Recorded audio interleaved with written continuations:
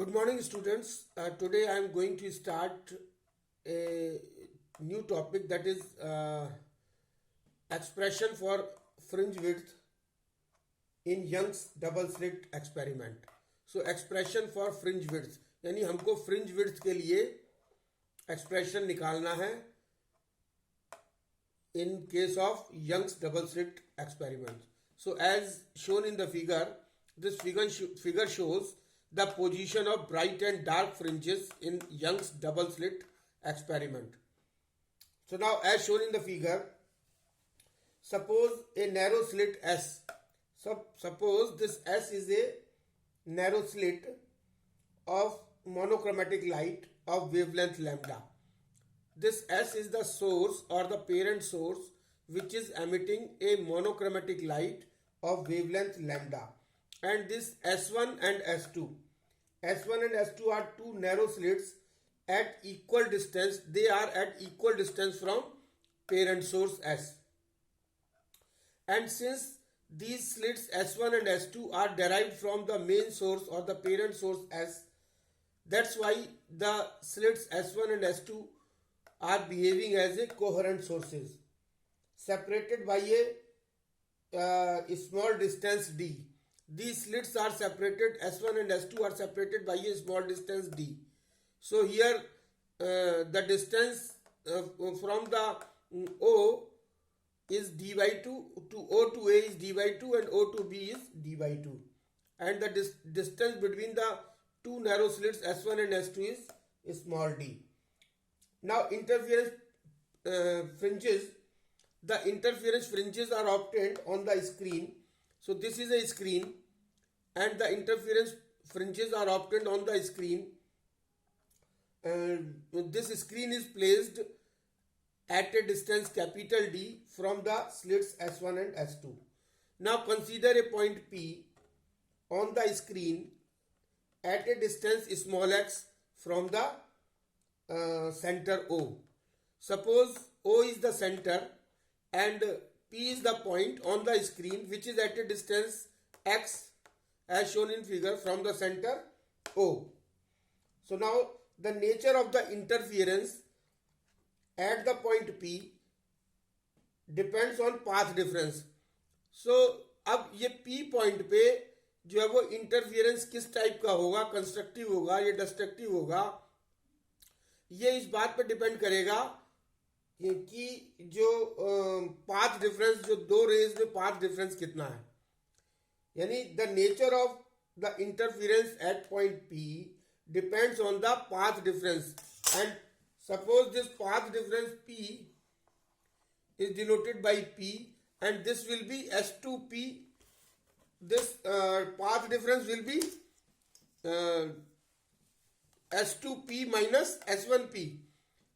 S2P is the distance covered by the rays coming from the slit S2 and S1P is the distance covered by the ray coming from the source slit S1. So the path difference will be S2P minus S2P minus S1P. And now from right angled triangle,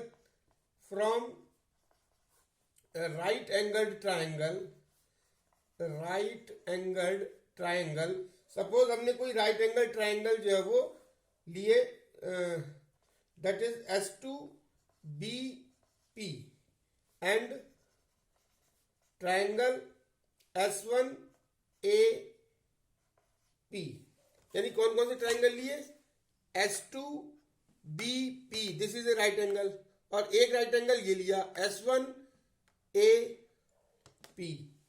तो इसमें क्या है कि S2P square minus S1P square क्या होगा? S2P square minus S1P square is equal to क्या होगा? S2B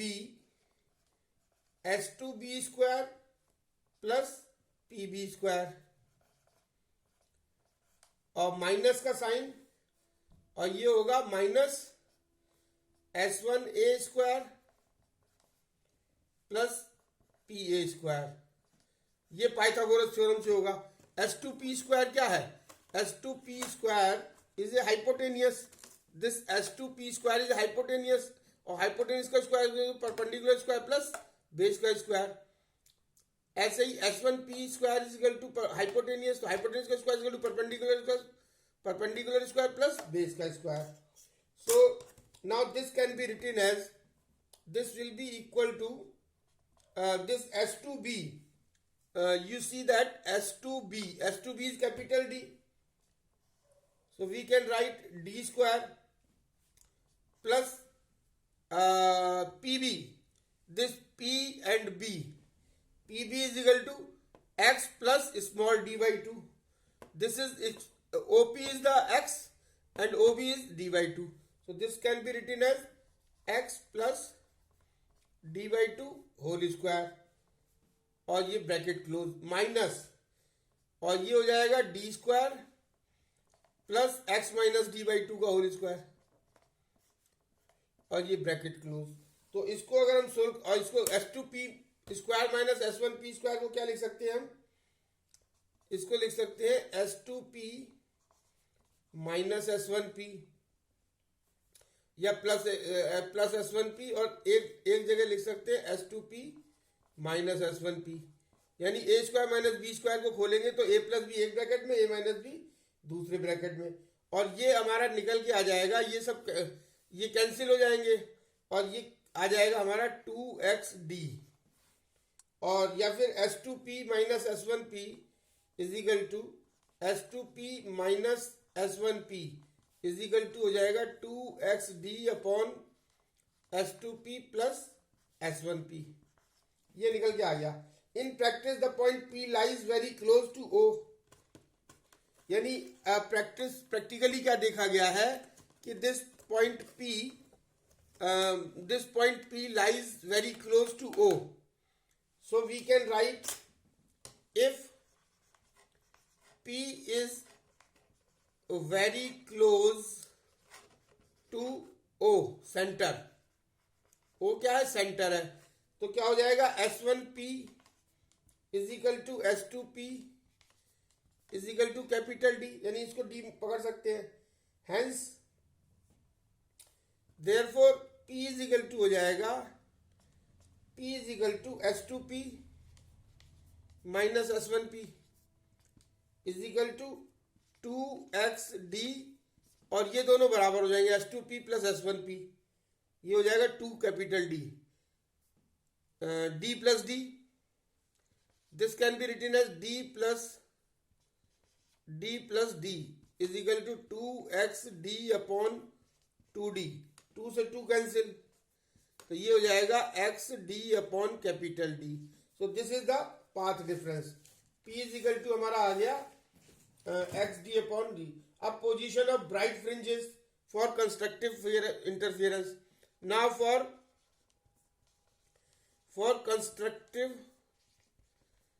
for constructive interference.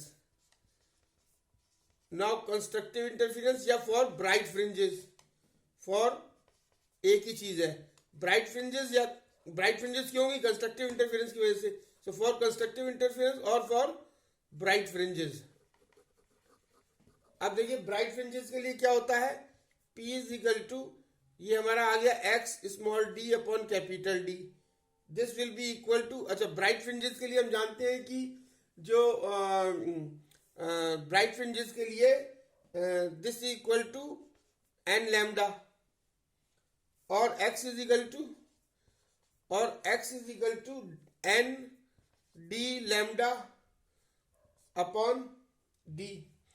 यानी ब्राइट फ्रिंजेस के लिए P जो है वो, यानी पाथ डिफरेंस जो होता है वो n लैम्डा के बराबर होता है. तो x इज इक्वल टू हो गया n d lambda upon d, where n is equal to 0, 1, 2, 3 and so on. तो x इज इक्वल टू क्या हो जाएगा, x इज इक्वल टू हो जाएगा 0, d lambda upon d, 2d lambda upon d, 3d lambda upon d, and so on. So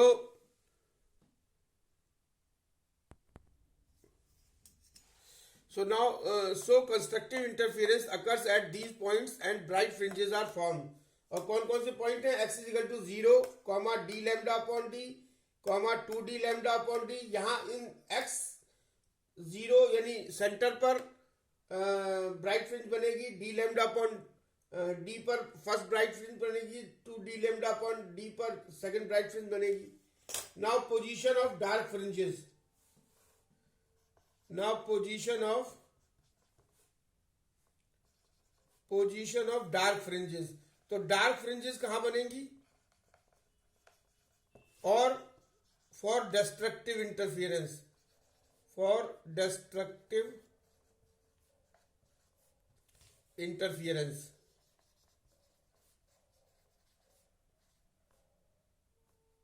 तो जहां destructive interference होगा वहीं डार्क फ्रिंजेस बनेंगी. तो इसके लिए P इज इक्वल टू होता है x D upon lambda, x D upon capital D, क्योंकि ये पाथ डिफरेंस हमने निकाला है. P is equal to x D upon capital D, और ये उसमें बराबर होता है डिस्ट्रक्टिव इंटरफियरेंस के लिए ये पाथ डिफरेंस बराबर होता है 2n-1 लैम्डा बाई 2. तो इसका मतलब x इज इक्वल टू हो गया 2n-1 D lambda upon 2d, where n is equal to 1, 2, 3 and so on. So x is equal to क्या हो गया? n की जगह 1 रखे तो क्या आ जाएगा? Half D lambda upon D. दूसरा आ जाएगा 3/2 डी लैम्डा अपॉन डी. तीसरा आ जाएगा 5/2 D lambda upon D, and so on. So destructive interference occurs at these points. At these points destructive interference will occur and dark fringes are formed. So now position of dark fringes, यानी dark fringes का मतलब जहां पे destructive interference होता है. और हम जानते हैं कि destructive interference के लिए पाथ डिफरेंस जो है वो x D upon capital D अभी हमने निकाला है. यानी path difference equal to x D upon capital D, और ये इज इक्वल टू होता है 2n-1 लैम्डा बाई 2 के, जो हमने पीछे अभी कैलकुलेट किया था. तो x इज इक्वल टू हो गया, इससे हम x की वैल्यू निकाले तो x is equal to 2n-1 D lambda upon 2d, where n is equal to 1, 2, 1, 2, 3, up to and so on. Now x is equal to क्या हो गया? इससे n की जगह 1 रखेंगे तो ये आ जाएगा 1/2 D lambda upon D. n की जगह 2 रखेंगे तो ये हो जाएगा 3/2 D lambda upon D, 5/2 D lambda upon D and so on. तो इससे क्या निष्कर्ष निकल के आया? इससे ये निष्कर्ष निकल के आया कि the destructive interference will occur at these points. यानी किस किस पॉइंट पे होगा? यानी x जब 1/2 डी लैम्डा अपॉन डी होगा वहां डिस्ट्रक्टिव होगा या डार्क फ्रिंज बनेगी. जब 3, ये first dark fringe, this is second dark fringe, this is third dark fringe. So destructive interference will occur at these points and dark fringes are formed. Since now one thing which is very important, that the center point O है, the central point O is equidistant from S1 and S2. यानी O जो है वो जो central point है, this is equidistant from S1 and S2. S1 और S2 से बराबर डिस्टेंस पे है. So the path difference between the path difference for this central point O will be 0. यानी S2O is equal to S1O, तो path difference will be 0 for the central point. So there will be bright fringe. जब path difference 0 होगा, so there will be a bright fringe at the center. तो जब path difference जो है वो 0 होगा तो there will be a bright fringe at the center. But as we move from point O, or as we move from point O in upward direction or in downward direction, then alternate dark and bright fringes will be observed. So now this is all about the expression for fringe width, for expression for the constructive interference position of the and the destructive interference, position of dark fringes, position of bright fringes. Now coming to the point, that is fringe width. So what is this fringe width? So now what is fringe width? It is denoted by beta, and the definition of fringe width is it is the separation between two successive bright fringes or dark fringes. यानी fringe width किसको कहते हैं? जो distance होती है या separation होता है दो सक्सेसिव ब्राइट फ्रिंजेस के बीच में या दो सक्सेसिव डार्क फ्रिंजेस के बीच में जो सेपरेशन होता है उसको फ्रिंज विड्थ कहते हैं. सो दो सक्सेसिव ब्राइट फ्रिंज या दो सक्सेसिव डार्क फ्रिंज के बीच में जो डिस्टेंस होती है या सेपरेशन होता है उसको हम फ्रिंज विड्थ कहते हैं. And this fringe width is denoted by beta. So now how we will calculate fringe width is equal to separation between two consecutive bright fringe. अगर मान लीजिए bright fringe को ले लेते हैं तो bright दो consecutive या दो successive bright fringe के बीच जो separation है fringe width कहलाता है. And this is denoted by beta. So this beta is equal to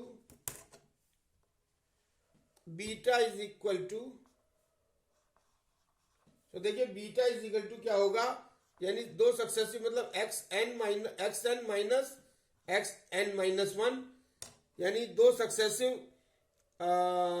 consecutive bright fringes या डार्क फ्रिंजेस के बीच में. तो एक्स एन माइनस वन, तो this will be equal to, this can be written as D n D lambda upon small D, और या minus के n minus one D lambda upon small D. तो ये निकल के आ जाएगा, कैलकुलेट करेंगे तो ये आ जाएगा D lambda upon small D. तो ये फ्रिंज विड्थ आ जाएगी. तो fringe width is equal to D lambda upon small D. So the expression for fringe width is independent of n.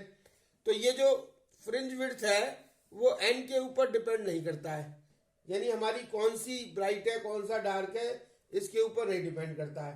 Hence the fringe width is same irrespective of the distance from the center. इसका मतलब ये हुआ कि जो है वो fringe width जो है वो fringe width is same इरेस्पेक्ट of the distance from the centre.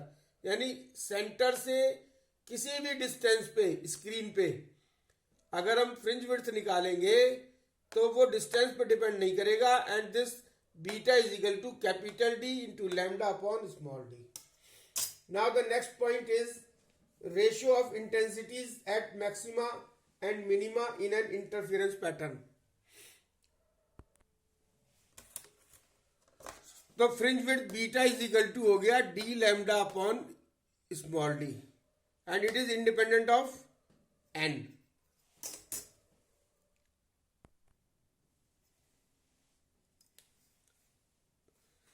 So now ratio of intensities of maxima and minima in an interference pattern. देखिए मैक्सिमा मतलब कंस्ट्रक्टिव इंटरफियरेंस या ब्राइट फ्रिंजेस या ब्राइट स्पॉट्स. तो देखिए ये सारी चीज एक ही है, कंस्ट्रक्टिव इंटरफियरेंस या ब्राइट फ्रिंजेस या ब्राइट स्पॉट्स या मैक्सिमा, ये सारी एक चीज है. और मिनिमा या डार्क फ्रिंजेस या डार्क स्पॉट्स या डिस्ट्रक्टिव इंटरफेरेंस, ये सब एक चीजें हैं. तो ratio of the intensities of maxima means constructive interference में and minima means destructive interference में क्या होगा, if A1 is the amplitude of one light wave from one source, यानी एक सोर्स से जो एक लाइट वेव निकल रही है उसका एम्पलीट्यूड A1 है, और A2 is the amplitude of other light wave from other source, यानी दूसरे सोर्स से जो लाइट निकल रही है उसका एम्पलीट्यूड जो है वो A2 है. और I1 जो है वो intensity of one light wave from one source, I2 is the intensity of other light wave from other source. और वी नो दैट I जो है वो डायरेक्टली प्रोपोर्शनल टू होता है A स्क्वायर के, यानी intensity of light wave is directly proportional to the amplitude के square के. तो I1 upon I2 is equal to A1 square upon A2 square. तो मैक्सिमम एम्पलीट्यूड क्या होगा, मैक्सिमम एम्पलीट्यूड क्या हो सकता है, एक वेव का A1 एम्पलीट्यूड दूसरे का A2, तो maximum amplitude A1 plus A2. And minimum amplitude एक वेव का एम्पलीट्यूड A1 है दूसरे का A2 है, तो मिनिमम कितना होगा A1 minus A2. So the ratio of intensities at maxima and minima I maximum upon I minimum is equal to यानी मैक्सिमम एम्पलीट्यूड का स्क्वायर अपॉन मिनिमम एम्पलीट्यूड का स्क्वायर यानी a1 प्लस a2 का whole square upon a1 minus a2 का whole square और ये आ जाएगा हमारा a1 अपॉन a2 प्लस 1 का होल स्क्वायर और divided by a1 upon a2 minus 1 का whole square is equal to r plus 1 upon r minus 1 का whole square where r is equal to a1 upon a2 is equal to under root i1 upon i2 is equal to amplitude ratio of two waves. This R is known as amplitude ratio of two waves. This R is known as amplitude ratio of two waves. That is R is equal to A1 upon A2 is equal to under root I1 upon I2 and I maximum upon I minimum is equal to R plus 1 upon R minus 1 ka whole square. So this is all about the lecture for today and thank you very much.